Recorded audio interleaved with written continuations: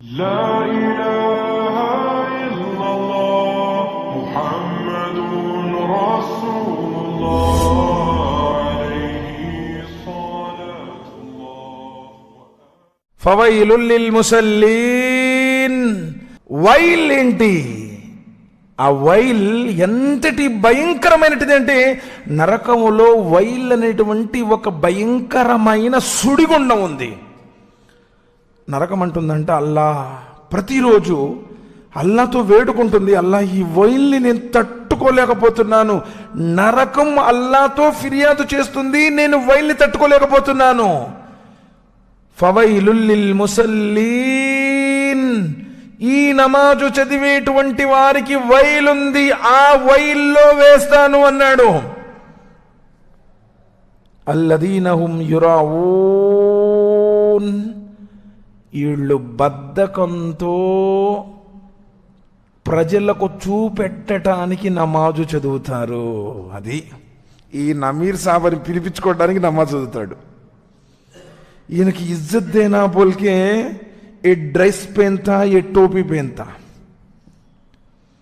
కలాస్ అయిపోయినట్టే. నువ్వు బద్ధకంతో నమాజు చదివితే, ప్రజలకు చూపెట్టడానికి నమాజు చదివితే అయిపోయినట్టే, నువ్వు వైల్కి వెళ్ళిపోయినట్టే. నమాజు చదివే వాళ్ళ గురించి చెప్పాడు ఎక్కడ? నమాజు చదివే వాళ్ళ గురించి చెప్పాడు. వీళ్ళు నమాజుని బద్ధకంతో చేస్తారు. సాక్షాత్తు ముహమ్మద్ సల్లల్లాహు అలైహి వసల్లం వారు ఒకరోజు బాగా రాత్రి సమయం అయిపోయింది, కలవరింతలో అంటే కలవరపాటుల్లో ఉన్నారు, త్రోటుపాటుల్లో ఉన్నారు. ఫాతిమా రదియల్లాహు తఆలా అన్హా అడుగుతున్నారు, నాన్న ఇంకా ఏంది ఇంత సమయం అవుతుంది నిద్రించలేదంటే, అమ్మా ఏ కన్నైతే నరకాన్ని చూసిందో ఆ కంటికి నిద్ర ఎలా పడుతుందమ్మా అన్నారు. ఈరోజు మనకు అది కనపడతలేదు కాబట్టి మన ఇష్టం నా ఇష్టం అంటే చదివితే చదువుతాను లేకపోతే లేదంటున్నాను. నమాజు నాకు కుదిరితే వస్తానండి లేకపోతే లేదంటున్నాడు ఈరోజు మనిషి. మా సలకకుం ఫీ సకర్. నరక కాపలాదారులు అడుగుతారు, మీరందరూ నరకంలోనికి ఎందుకు వచ్చారయ్యా? మీరందరూ ఏ పాపాలు చేశారు? కాలూ లమ్ నకు మినల్ ముసల్లీన్. మీరు నరకానికి ఎందుకు వచ్చారయ్యా అంటే వాళ్ళు అప్పుడేదో మేము హత్యలు చేశాము, లేకపోతే మేము ఏదో పెద్ద పెద్ద ఘోరాలు నేరాలు చేశామని చెప్పారు. కాలూ లమ్ నకు మినల్ ముసల్లీన్. నమాజులు చదివే వాళ్ళం కాదు. ఏం చేసేవాళ్ళు? వృధా మాటలు మాట్లాడుకుంటూ కాలక్షేపణ చేసేటువంటి వాళ్ళు. నమాజు చదవడం అంటే అల్లాహ్ సుబ్హానహు వ తఆలా ఖురాన్లో నమాజు చదవండి అని ఆదేశం కాదు. అకీముస్సలా, అకీముస్సలా, నమాజును స్థాపించండి. దినములలో అన్నిటికంటే శ్రేష్టమైనది జుమా, ఫజర్ నమాజ్. ఈరోజు ఫజర్ నమాజులో ఎంతమంది ఉంటున్నారు? సోదరులరా, జ్ఞానంతో ఆలోచించండి. నబీ సల్లల్లాహు అలైహి వసల్లం అన్నారు, ఫజర్ నమాజు యొక్క 2 రకాతులు సున్నతు ఉంది. ఫజర్ నమాజు యొక్క 2 రకాతులు సున్నతు. ప్రపంచంలో ఉన్నటువంటి ధన సంపదలు మొత్తం కూడా ఒక తరాజులో పెట్టి ఈ 2 రకాతుల సున్నతిని మరో తరాజులో పెడితే ఈ 2 రకాతుల సున్నతు ముందు ప్రపంచంలో ఉన్నటువంటి ఐశ్వర్యం అంతా తేలిపోతుంది అన్నారు. ఒక 2 రకాతుల సున్నతే అంత మేలైనది అంటే ఇక ఫరజ్ ఎంత మేలయ్యి ఉంటుంది. ఎప్పుడైనా ఆలోచించామా? అస్సలాతు ఖైరుం మినన్నౌమ్. నిదురించటం కంటే మీరు నమాజును చేయడమే మీకోసం మేలైనది. ఫజర్లో బరకత్ ఉంది, ఫజర్లో రహ్మత్ ఉంది, ఫజర్లో విజయం ఉంది. ఆ ఫజర్లోనే నీ కోసం సర్వ మేళ్ల ద్వారాలున్నాయి. ఈరోజు సైన్స్ కూడా ఏమంటుందో తెలుసా?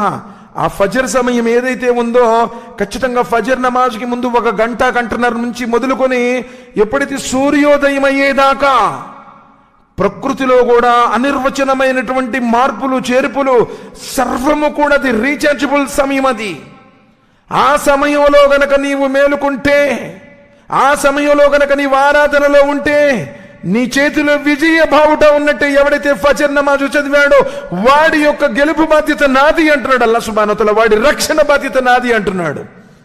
ఆ ఫజర్ నమాజులే కొట్టేస్తున్నాను ఈరోజు. నబీ సల్లల్లాహు అలైహి వసల్లం వారు అంటున్నారు, ఎవడైతే ఫజర్ నమాజ్ ఈషా నమాజ్ చదవడో వాడు మునాఫిక్ అవుతాడు, జాగ్రత్త. ఫజర్ నమాజు ఈషా నమాజు మునాఫికులకు చాలా కష్టమైంది. ఇది ఎప్పుడో ఒకసారి అది వేరే విషయం. స్నానం చేయాల్సి వచ్చింది, లేకపోతే బాగా ఒళ్ళంతా అలసిపోయింది, లేచి తలికి కొంచెం తెల్లవారిపోయింది, ఇప్పుడున్న నెలలో ఒకసారి, ఆ పరిస్థితులు వేరు. అసలు ప్రతిరోజు దినచర్య చేసుకొని ఫజర్ నమాజులే చదవకుండా ఉంటే, నేను అనుకుంటే ఒక్క ఫజర్ నమాజే అనుకుంటున్నావేమో, ఒక్క నమాజ్ అయినా సరే ఈ విధంగా రోజు అలవాటు చేసుకుంటే, సెలఫ్ విద్వాంసులందరూ ఏమన్నా, పుణ్యాత్ములైనటువంటి ఆ పండితులందరూ ఏమంటున్నారో తెలుసా, ఎవడైతే ప్రతిరోజు నమాజుల్లో చివరి రకాతులో వస్తున్నాడో లేదా తష్హూదులో వస్తున్నాడో, ప్రతి నమాజ్కి వస్తున్నాడు కానీ చివరి రకాతులో వస్తాడు, లేదు అత్తయాతులో అందుకుంటాడు, వాడి పట్ల భయపడండి, అతడులో మునాఫికత్ ఉంది అన్నారు. ప్రతిరోజు అలవాటైపోయింది. ఎందుకు? 2 రకాతు 8:30 కదా, ఖచ్చితంగా 8:41కి అయిపోతుంది అనుకోండి, 37, 38కి వస్తాడు, చివరి రకాతులో వస్తాడు, హడావిడిగా వస్తాడు, లేదా అత్తయాతులో వస్తాడు. ఇలా ఎవడైతే ప్రతిరోజు నమాజులో చివరి రకాతులో అత్తయాతులు తష్హూదులో వస్తున్నాడో అతడిలో మునాఫికత్ ఉంది.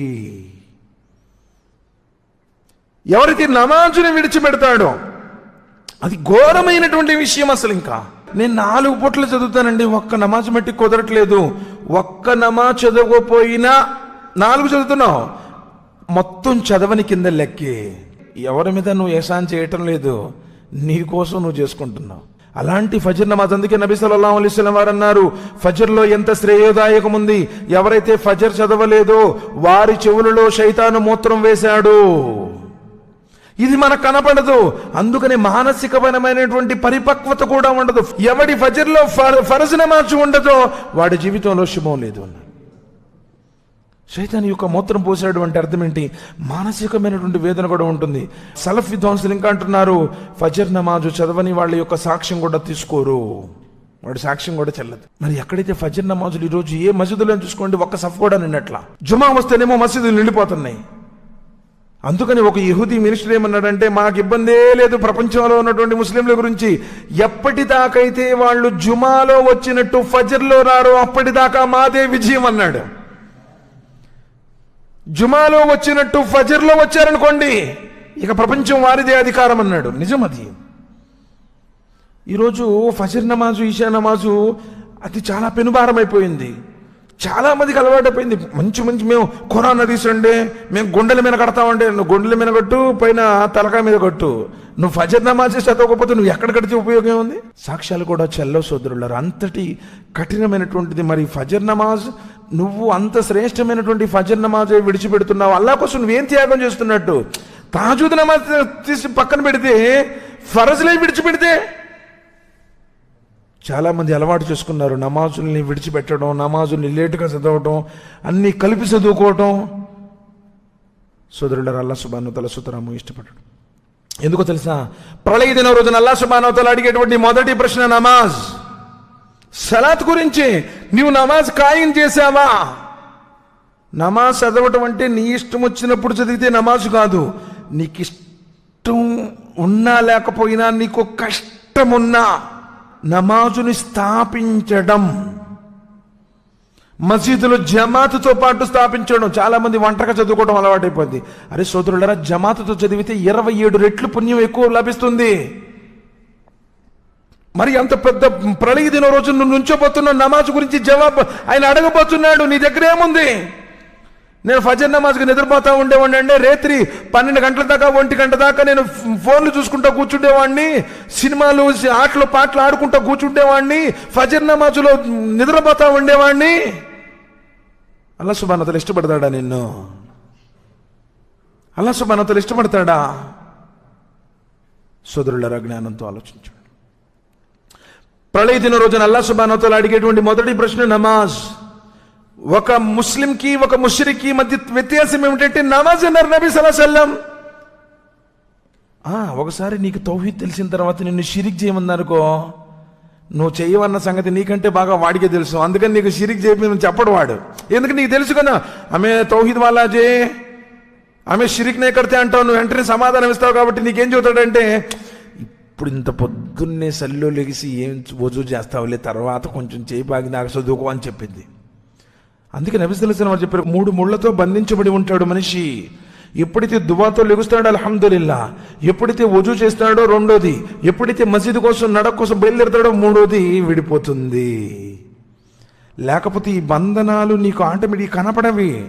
అందుకని చాలామంది అనేక రకమైనటువంటి ఆరోగ్య సమస్యలతో ఎందుకుంటారు, మాకు నిద్ర పట్టట్లేదంటే. ఎందుకు నీకు నిద్ర పట్టదంటే నువ్వు నమాజుని ఖచ్చితంగా ఆచరిస్తే ఎందుకు నిద్ర పట్టదు? చాలామంది చెప్తుంటారు, నాకు నిద్ర పట్టదండి, లేకపోతే నాకు ఆ టెన్షన్ ఉంది, ఈ టెన్షన్ ఉంది. నమాజులో నా కంటి చలవ ఉంది అన్నారు నబీ సల్లల్లాహు అలైహి వసల్లం వారు. నువ్వు ఖచ్చితంగా అల్హమ్దులిల్లా ఫజర్ నమాజ్కు లేచి ఫజర్ నమాజును చదువు. ఆ రోజు నీ జీవితంలో ఉన్నటువంటి మేళ్ళను చూడు. ఆకాశం నుంచి దూతలు వస్తారండి ప్రతిరోజు రహమత్ తీసుకొని, బరకత్ తీసుకొని. ఫజర్ సమయంలో దైవదూతలు డ్యూటీ మారే సమయం అది. ప్రత్యేకించి అసర్ నమాజు, ఫజర్ నమాజు, సలాతుల్ ఉస్తా అసర్ నమాజులు శ్రేష్టమైనటువంటిది. 5 పూటల నమాజులు మేలైనటువంటిది ఫజర్. దూతలు డ్యూటీలు మారేటువంటి సమయం. అల్లా అడుగుతాడు, దూతలారా నా దాసుల్ని ఏ స్థితిలో విడిచిపెట్టి వెళ్ళాను? ఫజర్ నమాజ్ నుంచి వెళ్ళినట్టు చెప్తాను. అల్లా వెచ్చటి పడక, అందమైనటువంటి భార్య, అన్ని వసతులు ఉండి కూడా అల్లా నీ కోసం లేచి ఆ చలిలో ఆ రాత్రిలో వుజూ చేసి కాలినడకతో మసీదుకు వస్తున్నారు. ఆ సమయంలో అల్లా మేము నీ దాసుల్ని చూశాము. అసర్ నమాజ్ కూడా ప్రపంచం మొత్తం కూడా పనిలో నిమగ్నం అయ్యేటువంటి సమయం అది. ఆ అసర్ నమాజ్ గురించి నబీ సల్లల్లాహు అలైహి వసల్లం ఏం చెప్పారు? ఎవడైతే కట్టుకున్న భార్య, కడుపున పుట్టిన బిడ్డలు, సంపాదించినటువంటి ఆస్తిపాస్తులు, ఆస్తులకు సంబంధించినటువంటి డాక్యుమెంట్లు, బంగారం అన్ని ఇంట్లో ఉండి, భార్య బిడ్డలు కూడా ఇంట్లో ఉండి ఆ ఇల్లు కాలి బూడిదైపోతే ఎంత నష్టమో ఒక్క అసర్ నమాజ్ విడిచిపెడితే అంత నష్టం అన్నారు. సోదరులారా, ఎప్పుడైనా ఇల్లు కాలిన ఇంటి దగ్గరికి వెళ్ళారా? వాళ్ళు ఏడుస్తూ ఉంటారు. ఆ ఏడుపు ఎలా ఉంటుందంటే, ఆ వినేటువంటి శ్రోతలు ఎవరైతే ఉన్నారో వారి హృదయాలు ద్రవిస్తాయి. అయ్యా, సంవత్సరం వారికి కష్టపడి సంపాదించాను అయ్యా, అవి కూడా ఇంట్లోనే ఉండి అయ్యా, అవి కాలిపోయినాయి అయ్యా, మొత్తం కాలిపోయింది, బీరువా కాలిపోయింది. వాళ్ళు అనేటువంటి మాటలకి అక్కడ ఉన్నోళ్ళు కూడా అందరికి ఏడుపు వచ్చేస్తూ ఉంటుంది. ఎందుకంటే కష్టపడి సంపాదించుకున్నారు కదా పాపం. అలాంటిది ప్రాణ నష్టం లేకుండా డబ్బులు, ఇల్లు కాలిపోతేనే అంత నష్టం అయితే, ఆ సంపాదించుకున్నటువంటి డబ్బులు, భార్య, బిడ్డలు, ఆస్తిపాస్తులు అందరూ కలిసి బూడిదైపోతే ఎంత నష్టమో ఒక్క అసర్ నమాజు విడిచిపెడితే అంత నష్టం అన్నారు. మరి మనం ఎన్ని అసర్ నమాజులు ఎగ్గొడుతున్నాం అంటే, నీ ఇష్టం వస్తే నమాజ్ చదువుతావా? నీకు అనుకూలంగా ఉంటే నమాజ్ చదువుతావా? జనాలందరికీ అబ్బో ఈయన భలే, ఈయన దీన్దార్ ఆద్మీజీ అని అనిపించుకోవడానికి నమాజ్ చదువుతాడు ఈయన. ఆ కాలనీలో ఉన్న వాళ్ళందరూ అస్సలాము అలైకుం హజరత్ అని అనిపించుకోవడానికి నమాజ్ చదువుతాడు ఈయన. అలా చదివిన వ్యర్థమే, బద్ధకంతో చదివిన వ్యర్థమే, రియాకారితో చదివిన వ్యర్థమే. అల్లా కోసం, ఆయన ప్రసన్నత కోసం, ఆయన ప్రవక్త విధానంలో చదివితేనే నమాజ్ అవుతుంది. ఆ నమాజే నిన్ను కాపాడుతుంది. నబీ సల్లల్లాహు అలైహి వసల్లం వారు అన్నారు, ఎవరి నమాజ్ అయితే స్వీకరించబడుతుందో వారి మిగతా కర్మలన్నీ కూడా స్వీకరించబడతాయి. ఎవరి నమాజే స్వీకరించబడదో వాడి ఇతర కార్యాలు, వారి ఇతర పుణ్యాలు కూడా స్వీకరించబడవు. ఎందుకంటే నమాజే సున్నతు ప్రకారం లేదు, నమాజే ప్రవక్త విధానం ప్రకారం లేదు. మా తాతోళ్ళండే, మా పెద్దోళ్ళండే, మా నాయకులండే, మేము ఎప్పటి నుంచో ఇట్లానే చేసుకుంటా వస్తున్నామండే.